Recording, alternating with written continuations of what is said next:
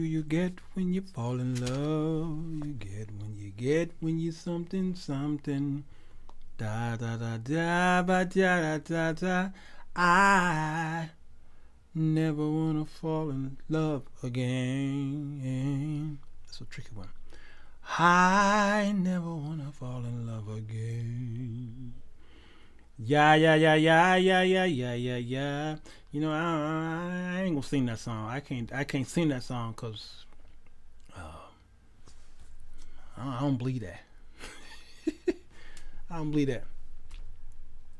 Hey, what's going on over there with y'all? I'm sitting here thinking about, you know, I'm looking at my portfolio here and doing some change crunching over here to see if it's working out for me. And it, it, it's okay, but I like to do better. Today I want to talk about some blue chip stocks here, so that y'all can get an idea of what it's all about. And do you think you want to jump in this game? Now, if you want to jump in this game with me, I hope you're ready. All right, because this is separate the men from the boys and the women from the little girls. Okay, y'all ready? It's on and popping. Oh.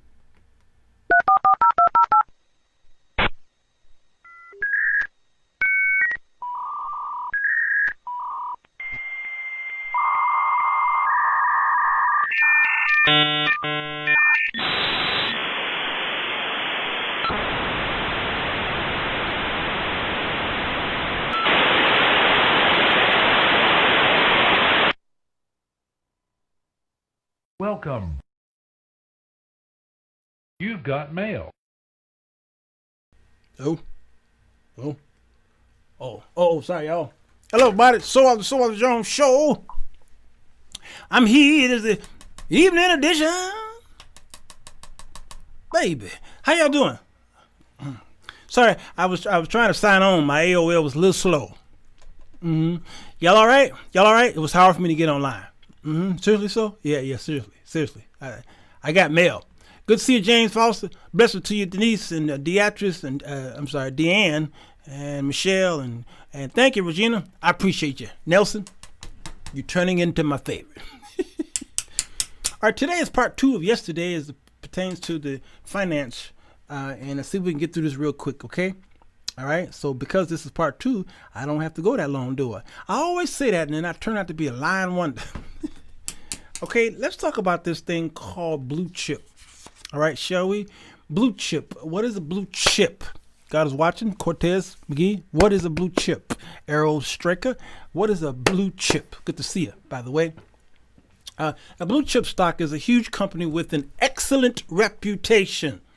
These are typically large, well-established, and financially sound companies that have operated for many years and that have dependable earnings, often paying dividends to its investors. Are you understanding? All right. A blue chip stock typically has a market capitalization in the billions. It's a big stock. All right.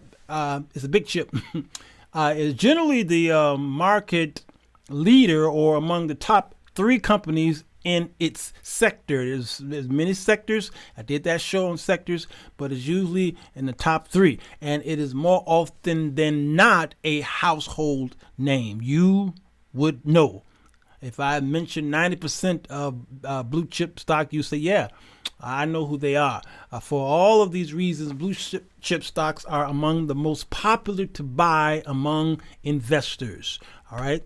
Some of the examples is Errol got him here. He's already on top of it. All right. IBM, of course, Coca-Cola, Boeing Corporation. All right.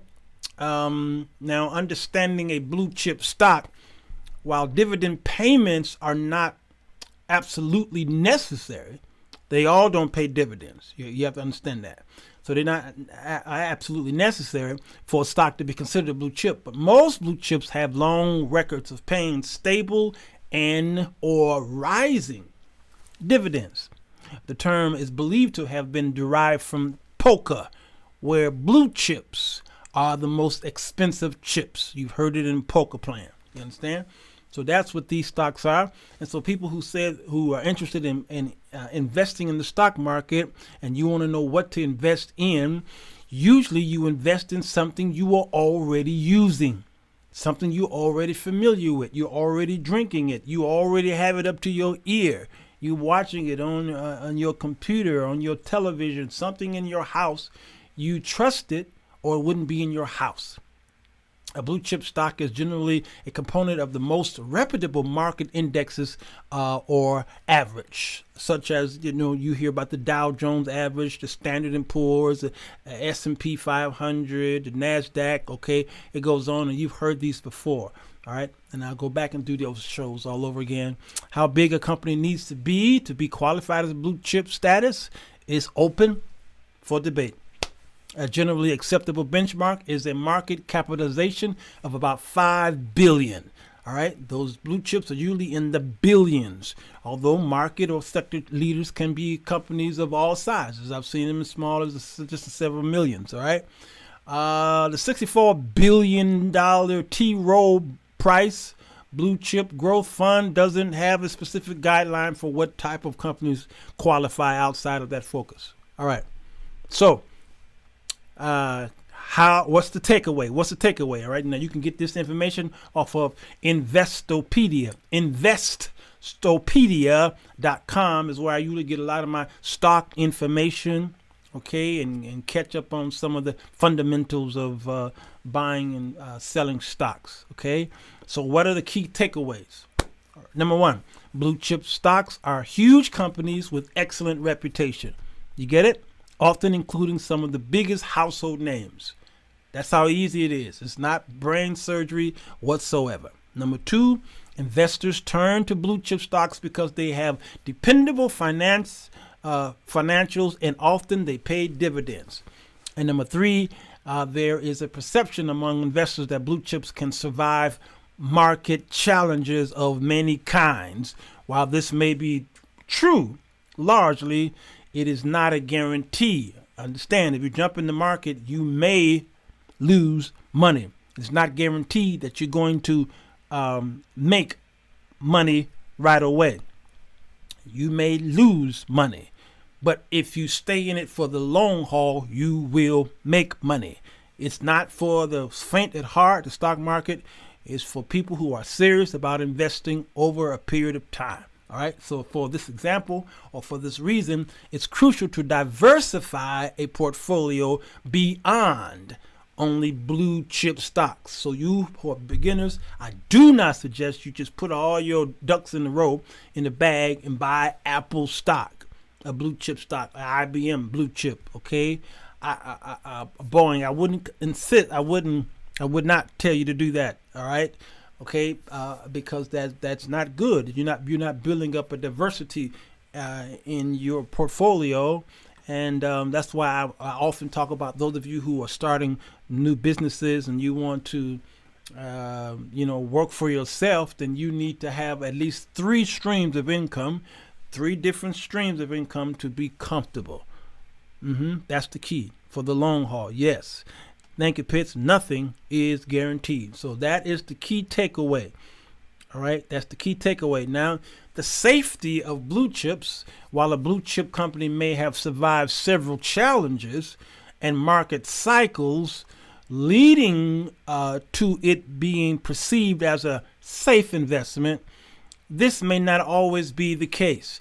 All right, now, yes, Amazon been here for a while now. Apple been here for a long time. IBM been here a long time. They're gonna be here, I'm sure, for a long time further on. Now we never know.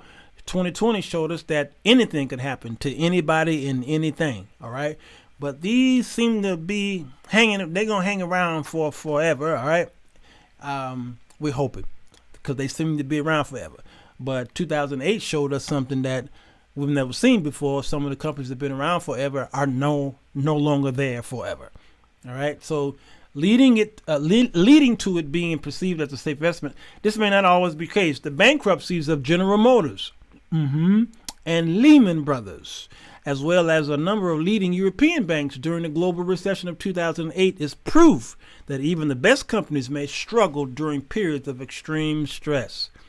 All right, so while blue chip stocks are appropriate to use as a core holding within a large portfolio, they generally shouldn't be the entire portfolio. A diversified portfolio usually contains some allocations of bonds and cash and blue chips, all right, within the portfolio allocations to stocks. An investor should consider owning mid caps and small caps, all right. Flip around the sectors and see what's doing okay. Younger investors can generally tolerate the risk that comes from having a greater percentage of their portfolios in stocks because you're young and you can afford to lose out, including the blue chips, all right? While old investors like myself and some of you may choose to focus more on capital preservation through large investments in bonds and in cash. We ain't got that much time, y'all. Yes, they will be around forever, but their stock prices drop as well. Yes, all right? So when that happens, buy. You actually want the stock market to crash. You're like, what? I got my money in there. Yeah, don't worry. You get your money back over time. Be patient. You in there. You taking the risk. All right. But when it crash, and then it's time for you folks who ain't been in there. It's time for you to go in there and start buying. Just buying. Okay. That means the market is for sale. There's a 50% sale in the window for Wall Street. I've done that with my 401 when the market crashed years ago. I kept smaller portions for the risky investments. Yes. Don't be cashing out, y'all. Don't be cashing out and don't do it. Don't do it. Stay in there. Stick in there as long as you can, because as soon as you start cashing out and what have you, that's when it started rising and your stock is worth something, but you didn't cash out, right? And you have to understand how it works, because you buy stocks and then the stock market do all these things. Until you sell it, it's all about what you do with it, not so much where you store it. Is what you do with it. That's another story. All right, bonds, cash, blue chips, mid caps. Yep, that's it, Pitts. Thank you, ma'am. Good to see you tonight. Stock market is not a sprint. Be patient. Yes, be very patient. All right. Listen to a financial advisor, not some random black guy on YouTube and Facebook. Understand what I'm saying? I'm not a financial advisor. I'm just telling you what I've been doing. All right? I'm just telling you what's working for me. So I'm just giving you the basics, the fundamentals of the market, and then you go and shop around and look at some of the investors out there and listen to what they're saying. Get subscriptions to some of these online sites and the Wall Street Journal and things like that, and it's going to help you out. Yeah, leave it alone. What we lost a few weeks ago has already replaced itself. You see what I'm saying? So when it dropped, don't get upset. Don't be talking about some Sirwalterj Jones told me to buy this stock and look at it. I lost it. I lost it all. No, you ain't. Stay in there. Stay in there. Put in appropriate stop losses. Yep. Then buy in. Yep. And don't abandon investing. Don't abandon. Come on, dear. Y'all give them some good tips here. I should be listening to y'all. What else should I do, dear? All right, now. So how do you look at a company, and how do you determine what the company is worth, its value? It's called the PE ratio, is what I was getting ready to discuss yesterday before I got caught up in all of y'all's concerns in the comments section.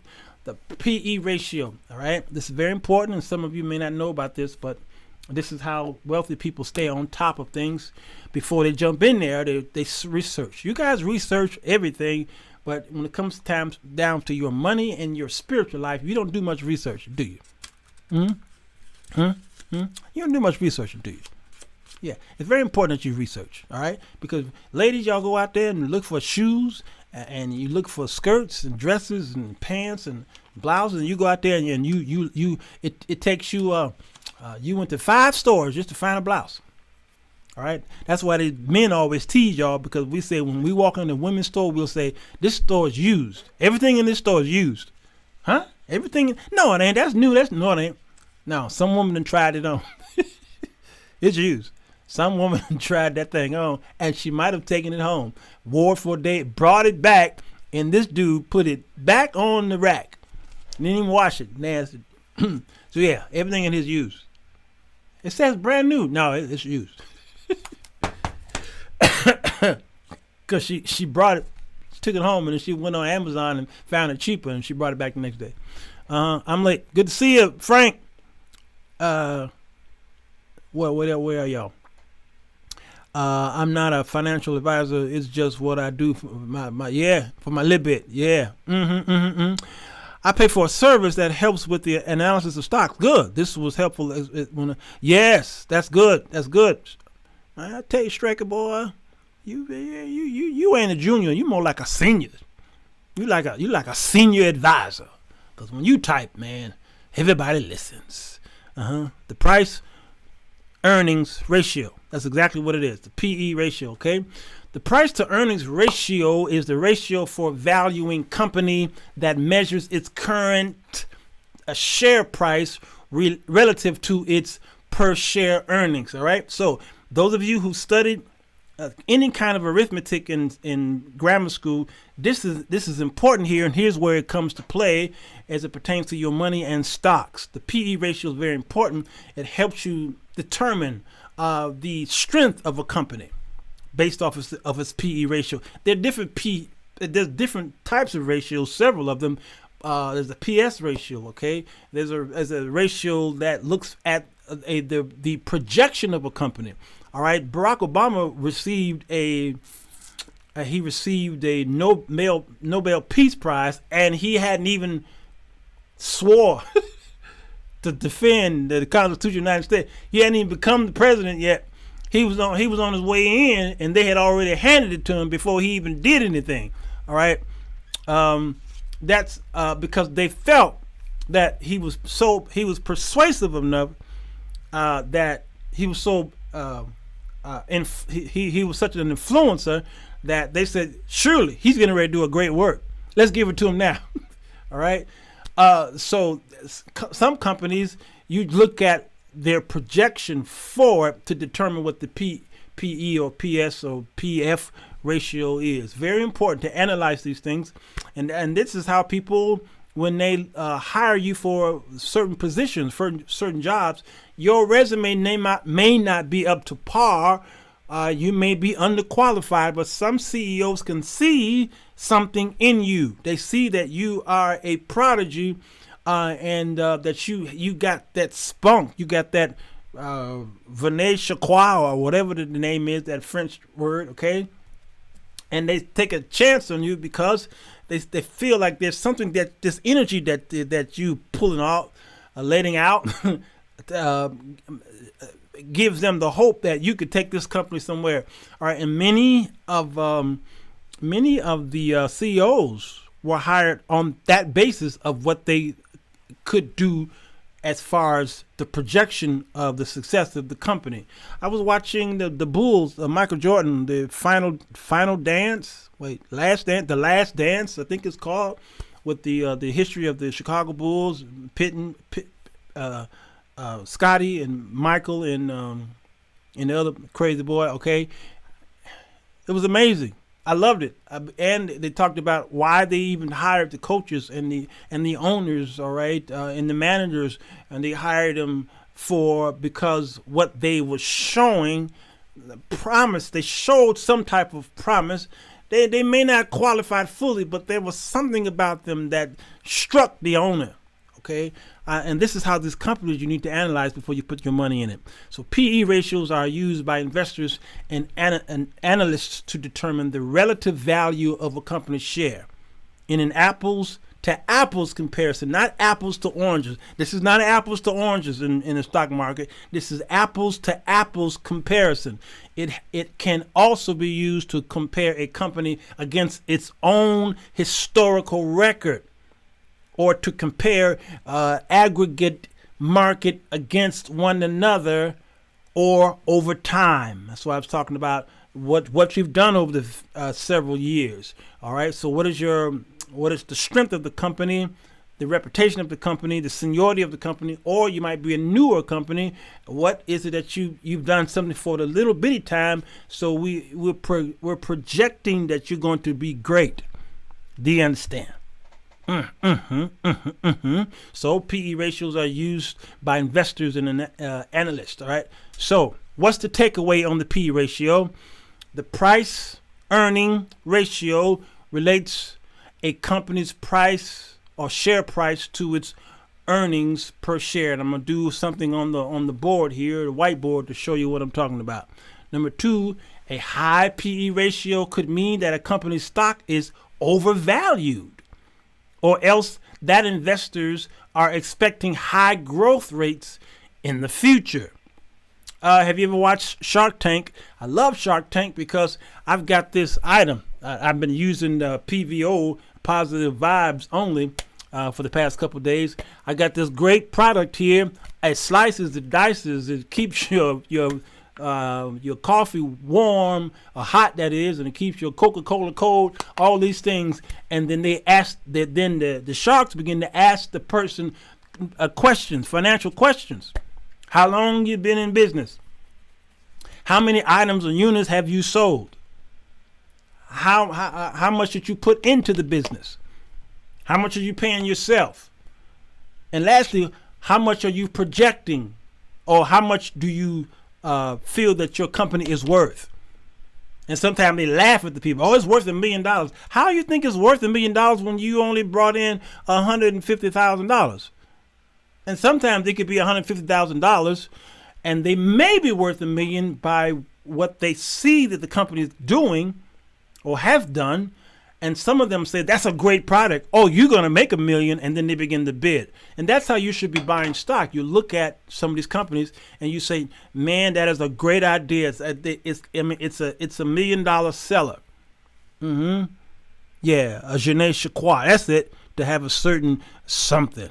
That's it. That's good. High PE ratio could mean it's overvalued. Yes, that's number 2, I believe it is.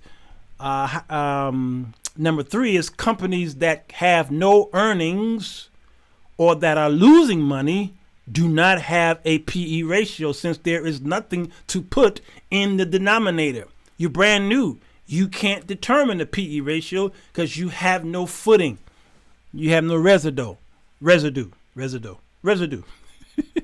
I do Two Pits. It's a great show. I watch it because I watch it for both financial education. I watch it for spiritual education too. Believe it or not, I look at that thing and I say, I love the part when they say, "Tell us your story." Now, y'all help me out here. Help me out. We've got this product here. It's a great product. We stand by it. We put a lot of money in it. Yada, yada, yada. And they're not really feeling it. The sharks. So what they do is they ask, tell us your story. Why do you think they want to know the story behind the owner and the producer or the creator or the inventor of this product? Why do they want to hear the backstory? Can y'all tell me in the comments? Yes. All right. That's number 3. Three is companies that have no earnings. Okay. Number 4, 2 kinds of PE ratios: forward and trailing PEs. Forward and then trailing PEs are used in practice. I mentioned that earlier. All right. Those are the 4 takeaways. Okay. The devil is a liar. Every time you mention PVO, my internet starts buffering. Yeah, that's straight the devil. And I'm gonna keep using it until we get rid of that devil. Pitt says the story shows the owner's passion and determination. Exactly it. And I've seen deals made because of the heartfelt stories behind the owners. Yes. The story tells them about you and your motivation and your work ethic. Yes, Amber. Why? Because I'm not going to put $150,000 into this business if you suck. I'm not going to put that kind of money in there if the story sucked. You was a drug dealer. You still are. You got your money from selling drugs. to put in this company. We don't want any type, no affiliation with something that is not. And they're looking at the buyers. See, companies, corporations, and suppliers. They know how consumers operate. They operate through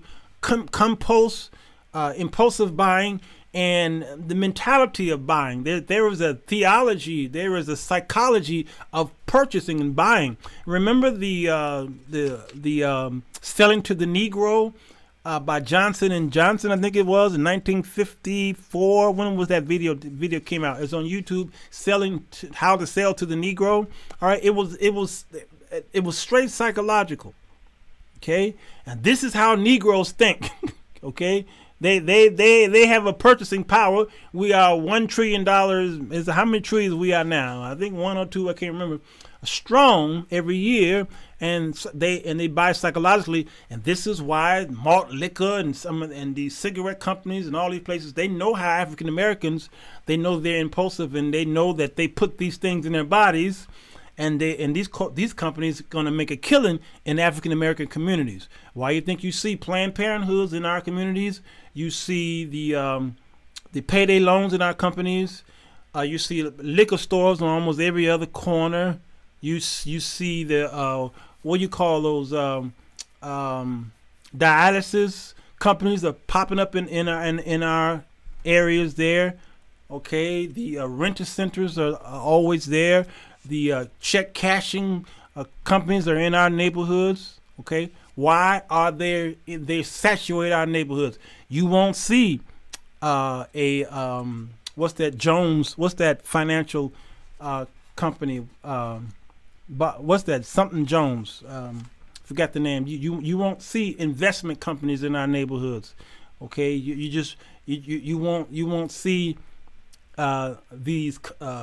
You might see some jewelry stores there, but it's more like pawn shops jewelry. Okay, yeah, you won't. It was an Edward Jones. You won't see Edward Jones pop up in our neighborhoods. Why? Because they know. And when you're watching BET, you won't see Edward Jones commercials. You won't see commercials dealing with the market, okay, and financial commercials on certain things, okay. Whole Life and Merrill Lynch and yeah, thank you, Pitts. All right, you won't see that stuff on BET. All right, you'll see it on Fox News, but you won't see it on the stations that we watch because they know they're not going to make any money there. Church's Chicken, yes, Fidelity Investments. Come on, Pitts. Yep, it shows if you're lazy, have a bad temperament, how you work with others, and ultimately, valuable risk. That's it. And I've seen them say, especially Mr. Nice Guy, what Mr. Wonderful, he'll fire. He will buy the company and fire the CEO, the producer of this. He say, listen, I want to invest in your company. I'll give you $150,000 if you get lost. Because he pretty much know I can't work with you. The story tells whether you care enough about your product to work hard. There it is, Frank. Frank, you're always frank with us. You're just always frank with us. That's why I love you. Where y'all at? Edward Jones Financial Company. Yep, Lorraine Steele. Good to see you, girl. How you been? You been all right? You're right about that. I have known a few that were a genius at math. Yeah. Nothing to further our people's growth. Absolutely nothing. Okay, it's just clothes shops, alcohol shops, currency exchanges, all this stuff to keep us poor. That's all it is, and we keep falling for that mess. All right, so let's see if we can figure this out. Their work ethic is tremendous. Yes, who's going to stand on the corner? Right. I'm gonna pull out my my thingamabob here. Okay. Now, let's see if we can figure out how to calculate a PE ratio. And I drew this up a few minutes ago here. The PE ratio is again. Well, we see if I can activate this thing. Okay, here it is. All right. So here's the PE ratio. Now, what is it? The PE ratio, how to determine a company's PE ratio is, my face might be in the way. I may have to move it. It's the price divided by the earnings per share. All right. So what is the price of the company and what is the earnings per share? All right. So let's call this company, well, let's go with what we know. Let's call this company PVO. How about that? All right, this is the PVO company. PVO company. All right, this is the Positive Vibes Only Corporation. Let's give them a nice logo, right? Let's see. Give them a nice logo. All right. Here we go. Give them a nice logo. All right, I'm trying to help you out. I'm trying to help you out, Nakia. Okay, so that's the PVO Corporation. Let's put it here. Let's say trademark. Okay, PVO Corporation. Now, the PVO Corporation, the price of the PVO Corporation can be is determined. We already know. So when we go on the pvo.com or .org or .net website, we see that their stock trade price is $50. Okay, it's $50. All right. Now per share, it's $2.50. All right. Now this is very important.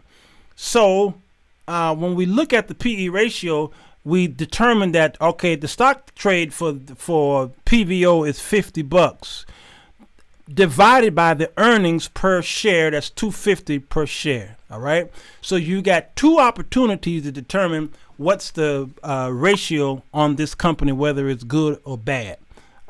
So if I'm not mistaken here, let's say there are outstanding shares. PVO have 10 million outstanding shares out there in the public. All right. That's their public offering. 10 million shares out there. Let me remove my face. Okay. 10 million shares out there. Now that's very important to determine what that is, because we're trying to also find out what the net income of the company is. All right. So that's $50 stock price. The outstanding shares is $10 million, which tells me that the company is worth $500 million. You better claim it, Nakia. You better claim it. All right. So PVO is worth $500 million. All right. Now that's what it's worth. All right. Now we've got to determine what the PE ratio is. That would be right here. We got to determine what the PE ratio is in order for us to determine whether we're going to invest in this company. All right, there's that number is very important to a smart and wise investor. So how do we determine that? Well, we look at the price divided by the earnings per share. So the company is worth $500 million, and their net income is $25 million. This is the net income. Okay. Remember yesterday we talked about the assets minus the liabilities. All right. So this is the net income, $25 million. This is the cap here. This is called the market cap. Y'all get it? So the market cap, all right, divided by the net income will determine what the ratio of that corporation is. Or you can determine the ratio by determining what the trade is. The trade is $50 divided by the earnings per share is $2.50. So there's two ways to determine the PE ratio. Can y'all tell me what it is? Pull out your calculators, please. What's 50 divided by 250, or what's 500 divided by 25? Can y'all tell me what that is? All right, this is the earnings per share. Okay. And this is the current stock price right here. This is the stock price. All right. Okay, so these are the two ways. These are the two ways you can determine what the PE ratio of PVO is.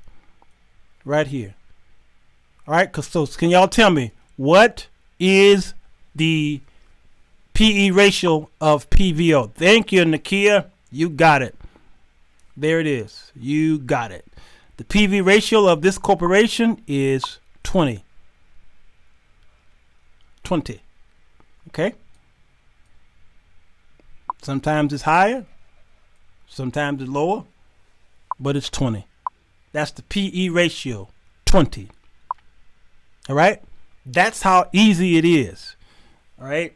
So when you're looking for stock, when you're looking for a blue chip stock, and you see something that you may not know, and it doesn't have to be a blue chip stock, but it can be a stock that you're interested in, and you want to determine what the PE ratio is. The PE ratio is very important to you. Okay, then you do simple math, simple arithmetic, and you say, well, where do I find all that stuff? It's all on the website. You go to pvo.org.com.net,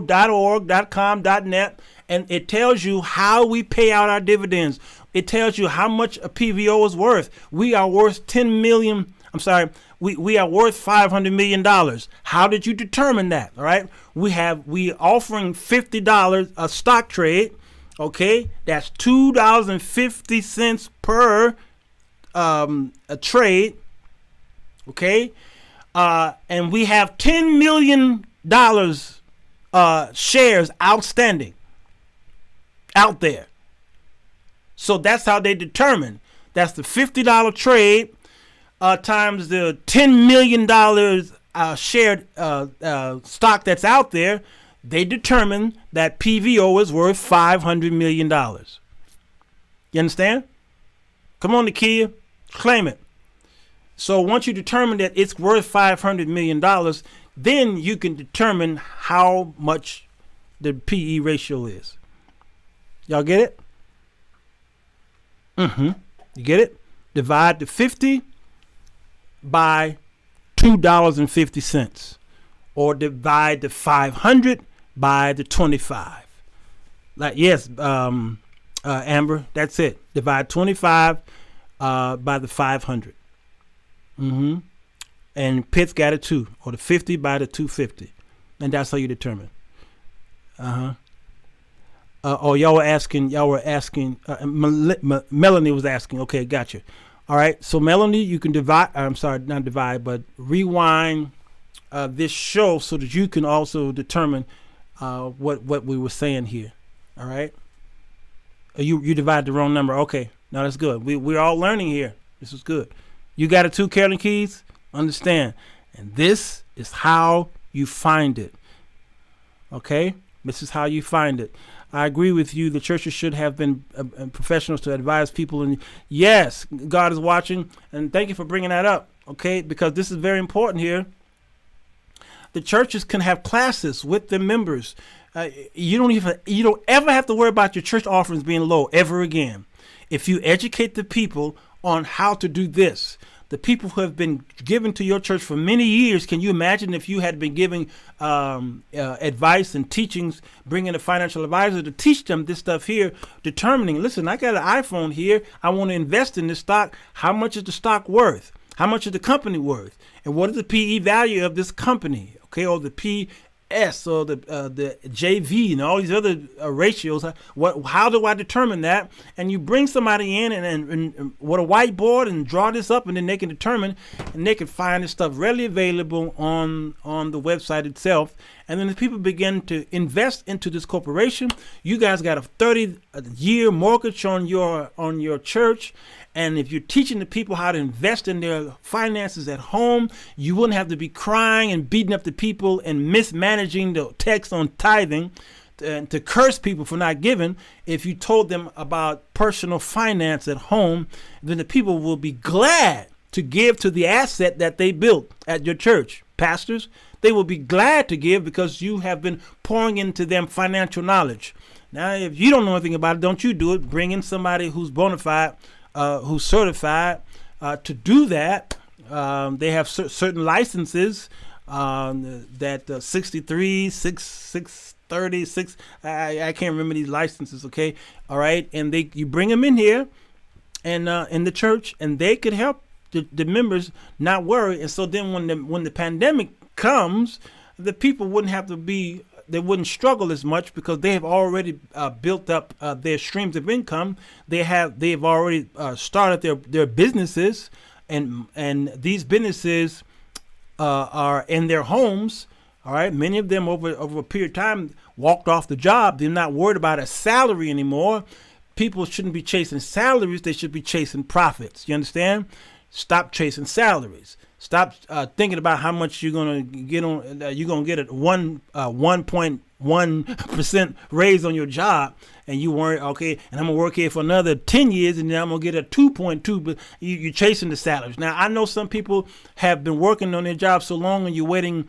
You want to work another couple years because you want the pensions and the benefits for that. Yeah, well, continue. You be foolish to leave your job if you only got a couple years left and you know that you're going to get this benefit from working there for 30 years. No, don't leave. This hang it out. But while you're hanging it out, you need to be starting these streams of income so that you'll be set. Now you got this pension coming in, and you got your businesses coming in. All right, and working the business, man, you fat on living high on the hog.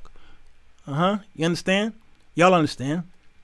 Yeah, don't chase the salary, chase the profits. The PROFIT. Chase those. Yep. Church taught us this is gambling. Yeah, I know, Margaret. They did teach us that the church usually calls something negative when they don't understand it. They don't understand it, so they call it something negative. They call the TV the boob box, the boob tube. They considered the internet. I remember MySpace was of the devil. Facebook was of the devil. Video recording videos in the 1960s, 50s, and 60s was considered evil too. The Church of God in Christ don't have much footage of their dear leader, C.H. Mason. They got a little footage, but you can only get a couple. You can only get about a minute footage because they didn't believe in that stuff. They considered that to be evil. So it's no surprise that this Dr. Emmanuel was talking about demon sperm and seed and getting diseases from these demons and all that stuff, because this is the teaching. This is the overly glorifying and overly being taken over by some of this bad teaching, okay, in our churches. And what it is doctrines of devils. It is old wise tales, and the Bible's through who was that? Paul was writing the letter to was Timothy, I believe it is. He talked about him. Be careful of these old wives' tales and these doctrines of devils, and people believing this stuff is going on with the incubus and the succubus and all this stuff. Yes, the one-eyed devil, BW, the one-eyed devil, and leaving behind something for your generation to come. That's it, Mitzi. I talk about that all the time. All right, so y'all can sign up for my generational wealth for African Americans on YouTube. I'm sorry, not on YouTube, but on Facebook.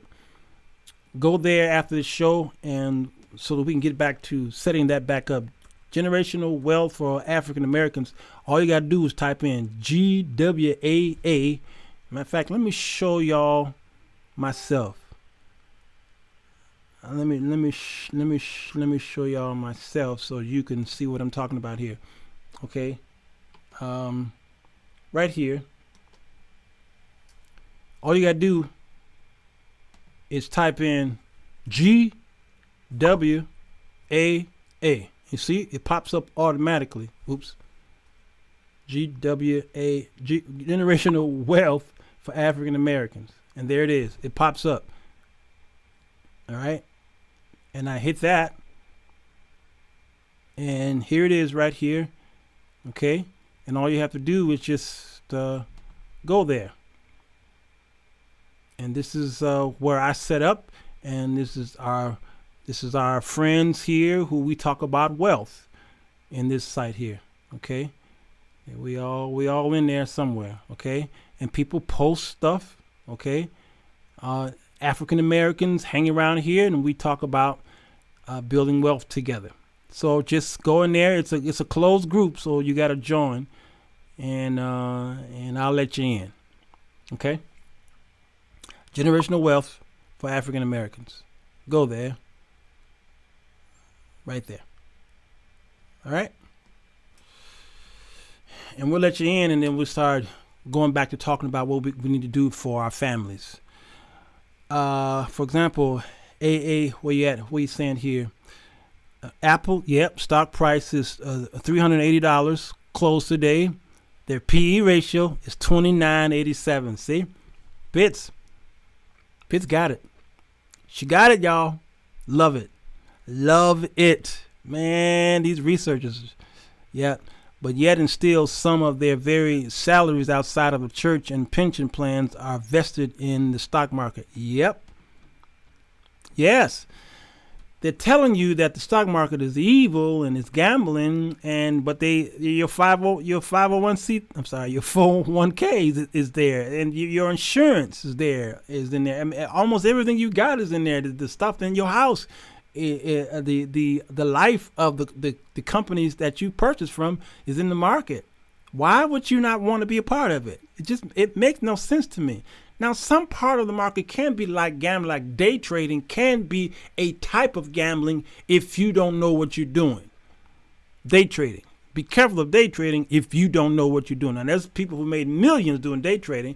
I would never suggest y'all do that unless you are a senior in the market. But outside of that, it's crazy to listen to some of these people who never. It's like me saying I don't like cabbage, but I've never tasted cabbage in my life. And that's what the church do. These old bumpkins. You on it? Good, Errol. Yes. Do you have an opinion on increasing your 401k plans as opposed to putting stock into your employee company stock? Yeah, I want to do a show on the 401k plan too, because I'm disturbed by some things that has been going on with that. So whenever y'all ask questions, I usually write them down so that I can do a whole show on it, because I know some people who've been pulling out of there when the pandemic came and the people either got furloughed or they might even lost their jobs, okay, and stuff like that. And people were just dumping their 401k, and it was a bad thing to do. Bad thing to do. All right, I want to talk about that in full. All of your finances are linked to the stock market, yes. But if you get the money and give it to the church, they do not refuse. No, they'll never refuse it. Thank you, Clock Keeper. I'm actually done. Because what I was going to do is talk about precious metals in yesterday's show, but I realized that show was going to be too big. So I'll stick with the title today, Blue Chip Stocks. The next financial show, I want to talk about precious metals, specifically gold. How to buy gold. Why is gold important? And what types of gold to buy. All right. I'm going to talk about precious metals. Talk about the difference between real money and fiat money.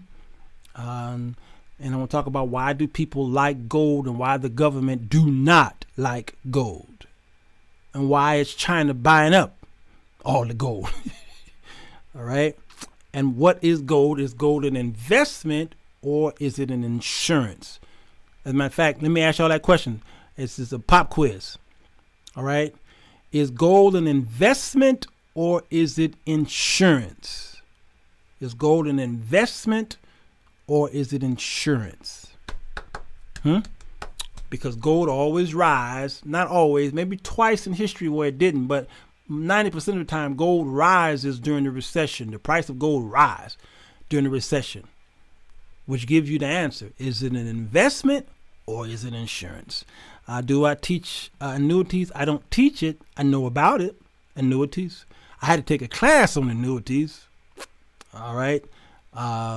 So I need to consider that, shouldn't I, Lady Rochelle? Yeah. I'll go homeless before I touch my. Come on, Sherilyn. Come on, you girl. You kind of smart. You got a brain? If I only had a brain. I'm trying to tell y'all. Don't fool with it. Don't touch it. Yes, don't touch it. This is so good, Sirwalterj Jones. I love learning from you with the family. It's encouraging. Hey, man, thank you, Carolyn Keys. Carolyn Keys, you know, CGK, you all right by me. And you one of the funniest women I know, too. Boy, y'all should go on my wall and see when Keys comment on somebody, especially if somebody who disagree with me on something crazy like today, that girl be cutting up. Her and Amber, I think they lost at least 25 pounds apiece today, and the hair fell out. The hair fell out, and they got one nerve left. Cause they was fighting. I think especially Amber gained her. She got all her crowns. When she get to heaven, God gonna be like, "Nah, girl, I gave you yours down there." Cause the way you was fighting today, you get yours now. Okay, y'all answering the question: is gold an investment or insurance? So Sherilyn says gold is an investment. Dr. Jones says insurance. Nakia says investment. God is watching says investment. Veronica says it's an investment. It's investment insurance. All right, Frank. Let's see who else said it. Pitt says insurance. Belinda says you can diversify but do not cash out. Yes. Minty says investment. Amber, she's a mess. Who else? Anybody else answer the question? Lorraine changed her mind. Yeah, money market account. Yeah, all that's money market was a big joke over the past few years. It was a joke. Money market was a joke. It was a waste. Okay, but I want to bring it up when I talk about the stock market, investment. When I talk more about investment, I want to bring up the money market. Okay, because it's better than putting money in your Chase Bank, Bank of America, U.S. Bank. The money market is much better than putting it in your bank, because putting in your bank, you ain't making no money on that. So at least in the money market, you're making something. Amber says, I said insurance. Okay. All right. Here's the answer. Gold is insurance. It is not an investment. It is a perceived investment. Like Frank said it. I'll accept her answer. She said it is an insurance investment, so I will accept her answer. But it's more of an insurance than it is investment. An investment is something that you purchase or you invest in, okay, and it makes money or it rises in value. It's like real estate. It's like maybe passive income. All right, it's like my books. Writing my book is an investment because it's passive income. It continues to churn, money out of it. All right. Your car is not an investment. It's a liability. So gold is an insurance policy. Why? Because it is considered a safe haven or a hedge against inflation, against the recession, against the depression. It is a safe haven. So the gold is not like the stock market where over time it rises in value and you're getting dividends from it, okay? And you can sell it for capital gain and stuff like that. Yeah, you can sell your gold, yes. But it is an insurance policy because it is a policy against the fiat dollar. You have life insurance. What is your life insurance a hedge against? Understand? It is a policy that is attached to your life. Your car insurance is a policy attached to your car. All right, you understand? And it becomes valuable when something happens to your car. Life insurance is valuable, or you can cash it out when something happens to your life. Gold becomes valuable against the fiat because the fiat loses its value. All right. And as it loses value, the gold is attached to it. That's who was it? Richard Nixon removed the gold standard from the dollar in 1971, I believe it, right? He did it because he kind of had to do it if the United States was afraid, because we had most of the gold in the world, okay, over there at Fort Knox. But you can go into a bank with gold and get money, or you can go into the bank and give money and they give you gold. All right, it was attached. So they removed the gold from the dollar, and now the dollar is backed by nothing but a promise. And the promise, this promise is backed by the United States. And the United States promise is only as good as the executive branch. You understand what I'm saying? And y'all see what's happening in the executive branch. I mean, it's only as good as, I mean, who puts in the chair of the federal the Federal Reserve Bank? The president. Okay, so the fiat money is based off of a promise by a nation who people don't trust. So the value is going to the dollar, the fiat dollar, begins to devalue itself, because they printed out trillions of dollars, which means our money's not worth what it was worth just last year. So the gold is an insurance policy. Y'all understand what I'm saying? That's what it is. I hope that helped. I went around the block and back again, but that's exactly what it is. All right. Just give me, rhodium, white gold, something, right? Rhodium is good, and silver is the second great precious metal as well. All right.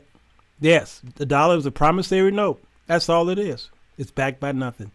With the car, it's twofold: car and life. Yeah. Nixon was caught between a rock and a hard place. Yes, that's good, Amber. So we blame Richard Nixon for taking the gold off of the dollar, or the dollar off of the gold, but he was caught between a rock and a hard place. We can't punish him for that. Somebody had to do it, or it would have weakened us if we had continued to keep it the way it was, because the nations was coming after their money, and we could not afford to lose out. We would have lost our superpowerism if we had continued. So I believe he was led to do that. That would be great. I'm reading up on annuities. I'm retiring in about a year or so and would love to learn more because I have the decision. Oh, okay, Lady Rochelle. Absolutely. Let's talk about it now. Annuities is not a small game. It is not a small game. So let's talk about that. It's actually insurance. China got a gold handle right now. Yep, a Sheila Groover. I don't know when you came in on the show. Remember what I said? China was buying up all the gold. China's smart. And nations hate gold. Can y'all tell me why nations hate gold? Errol says yes. Errol, you and Veronica is right. It's both insurance and investment, but it's more insurance than it is investment, because gold can sit in your house and it does not go up in value as fast as your money in a high yield bank account or in the stock market. So that's why it's more insurance than investment, because it just sits there and it ain't really making much money for you. It doesn't rise in value unless there is a hit in the market, where there's a recession. Other than that, if we've been on a bear market for a while and the gold has just been sitting there, so you're not really making money on gold, and that's why it's not really a big investment. It's more of an insurance policy, if that makes sense. Annuities can be one vehicle, but not the main vehicle. Yes, Lorraine, that's right. Yeah, be careful of it. It doesn't appreciate. There it is. It just does. It just sits there. Gold has been that's the same for. I've been following gold for years, and it kept diddling and dallying around that price for just all year, just dangling. It'll go up a little bit. Okay, here and there. It's not an investment. It's just not. And some people prefer cryptocurrency over gold. Cryptocurrency seems to be more valuable because after it's only so much out there. Gold is only so much out there, yes, but cryptocurrency is really so much out there. After they reach that number, there is no more. You can't mine any more cryptocurrency. That's it. It's gone. I forgot what the cap number is. All right, but with gold, man, them nations are buying it up. They mainly buying it up because they don't want you buying it. They don't want you buying it.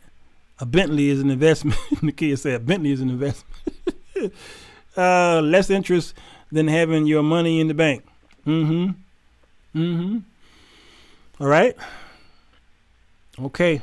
Melanie said, interesting. Melanie, have you heard of anything like this? And I wouldn't be surprised if you didn't, because our parents didn't teach us this stuff. Many of them didn't know. And some of them that did know, they spent a lot of time sheltering you and coddling you. All right. But, I've talked to your mom about this stuff. You have a good mom. I talked to her about this stuff. We've had sessions about this stuff too. I've looked over her paperwork. All right. And mom is doing pretty good for herself. Your mom the Lord has blessed her. Lena, Melanie, your mom, the Lord has blessed your mom. All right. And she's doing pretty good. And so, we've talked about this. Thank you. Yes. 21 million only in Bitcoin. That's it. That's all. Yeah. I retired from the military in 2014 and so needed this information because of my divorce ruined my savings. Yeah. Now I see there is hope and things I can do. Yes, Keith. Yes. Keep tuning in. I'm deciding to do this Tuesdays and Wednesdays. I'm going to spend 2 days doing this. For those of you who got my book, there was a card I put in the books this here, and every day of the week I used to do a different show. Okay. Monday was actually generational wealth. Monday. Tuesday was a book and a song. Wednesday was relationship Wednesday. Thursday, theology Thursday. Friday, fireside Friday. So I changed it up because I realized after the pandemic I had to change it. So Monday is relationship, but Tuesday and Wednesday I'm going to dedicate that to finance. And theology Thursday, I gotta keep that. I have to keep that because tomorrow we're talking about the book of Hebrew. Hebrew gonna be a biggie. It's a big'em. It's too big for me. It's just too big. It's too big. But I can handle it. I can handle it. All right. So clock keeper, be ready. I'm gonna try to do it in an hour, and if I can't, I'll let you know. But it's a Hebrews is a big book, but it's one of the most important books we have out there in the Bible. Out of the 66. If you're Catholic, well, there's more. I'll be there. Blessing to you. Thank you, Keys. From experience, please be sure of your financial advisor too. Yes. I always say that, y'all.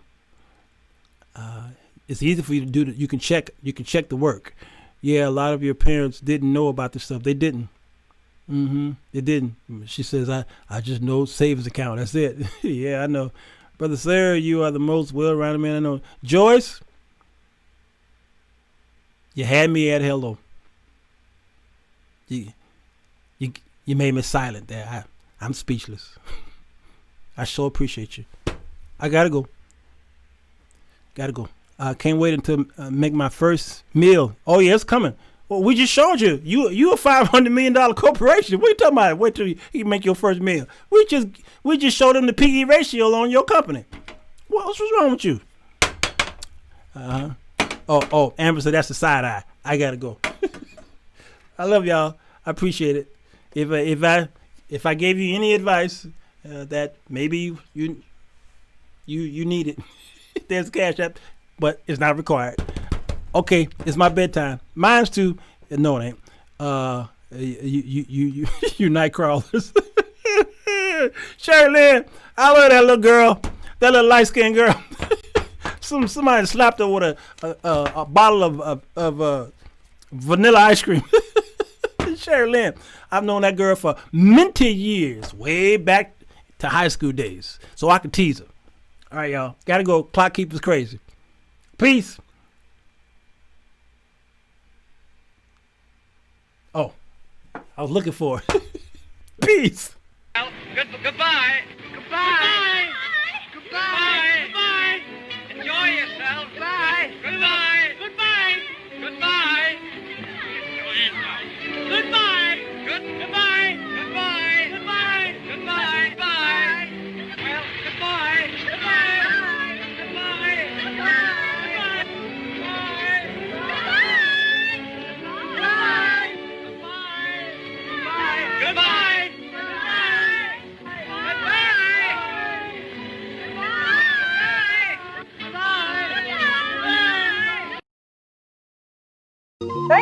Sirwalterj.